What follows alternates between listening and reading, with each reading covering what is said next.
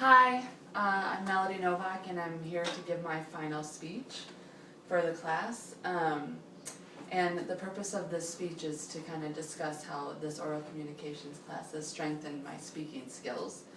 And so I just wanted to say that with the practice of the 4 different speeches that I have learned the tools and have gained the confidence that is necessary to deliver well-prepared speeches. Public speaking is not my forte, but through this class I have learned valuable tools, and I have had the encouragement from my professor, Teresa, thank you, and from my peers. It has increased my confidence level to speak in front of an audience. And through the practice of giving impromptu speeches, demonstrative speeches, informative speeches, and persuasive speeches, I now have clear knowledge as to how to prepare for a speech and the various tools that I need in order to present it. So I'm going to go through the 5 sessions that we've had, and what I've learned through those sessions, and and what I've gained from those sessions, giving the speeches, and from the information from the book and from you, Teresa. So the first session is we talked about freedom of speech, and according to the ACLU censorship, the suppression of words, images, or ideas that are offensive happens whenever some people succeed in imposing their personal, political, or moral views on others. And that's kind of the biggest thing that I pulled from that topic of freedom of speech. And overall, I learned that it's important to pay attention when others are speaking and when I am speaking, and to be sensitive to who my audience is. Because unless your main objective is to be malicious, there's no need to be offensive, and the level of censorship should be good and appropriate. And the biblical perspective that I gained from that is censorship can only bring good to your life. It keeps you from being a fool. It gives you the opportunity to say only kind and encouraging words to others, which will in turn benefit you. I think if there is ever a question on whether or not one should exercise censorship, err on the side of censorship, because it can't hurt you. So the second session, we talked about speaking the truth and audience-centered speeches. The practice of speaking impromptu has been a reminder to be prepared in all seasons. And through my speeches and from the feedback that I got back on my speeches, is that I talked about, the question was given to me to speak about the latest information I received in my pathophysiology class. And so I talked about anaphylactic shock.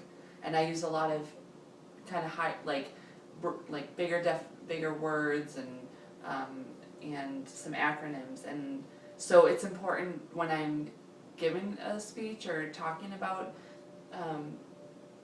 a subject that has bigger terms and stuff, to give a definition and to talk about what the acronyms mean, and because my audience will not always be well versed in that subject, and so I just need to make sure that I'm kind of speaking.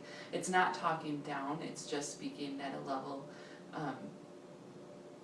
to which they know, So the next speech that we did in session 3 was an informative speech, and I learned that it is important to be a representative of Christ in giving an informative speech. I mean, always being a representative of Christ, but in an informative speech, it's easy to sort of, if you haven't done your research, it's easy to just give false information. And if we're going to be representing Christ in all that we do, it's important to do your research and be prepared and to give the correct facts. And the other thing that I learned about giving an informative speech is that it's very easy to fall into the temptation of persuasion. And so it's easy to try to persuade people when you're trying to give them information, especially if it's a topic that you're passionate about, and you kind of want them to agree with what you're saying, but that's really not the purpose of an informative speech. The purpose is just to give information, and you can give your persuasion speech later. The next speech from the next session that we discussed, that we did, was a demonstrative speech, and I did how to make the sensational pumpkin pie. It was around Thanksgiving, and the video that we watched on YouTube had to do with how to recover from your mistakes. And so the advice that I was given from that topic was to the best way to gracefully recover from a mistake during a speech is to just move on. You can kind of say a couple different phrases to bring a short acknowledgement of the mistake, like say I apologize, or if it's something you said, say I apologize for saying that.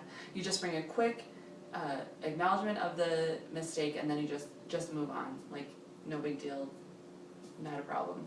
And then the second thing is if you mispronounce or slur a word, to just repeat it correctly. So the next time I try to give another demonstration speech, from the feedback that I've learned, is that I need to be prepared with a better introduction, providing my main points and ending with a conclusion, and not just cutting off the speech and saying see you later. So, and the next speech that we talked about in session 5 is of persuasive speech. And this is where we needed to consider logos, ethos, and pathos as equally critical components to affecting change to how somebody thinks about a topic.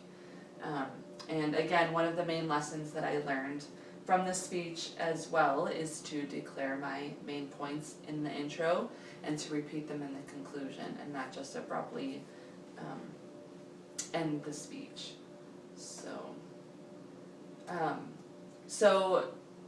in conclusion, through the 5 sessions of giving speeches and learning about the freedom of speech in session 1, was to be prepared, was to declare my main points of my speech in the beginning, and then in the introduction give a thesis, and then go through the main points, and then at the end of in the conclusion to reiterate those main points. And then so also what I learned was that I've been very encouraged in this class about speaking in front of people. And yes, it's a video, but it still can be intimidating.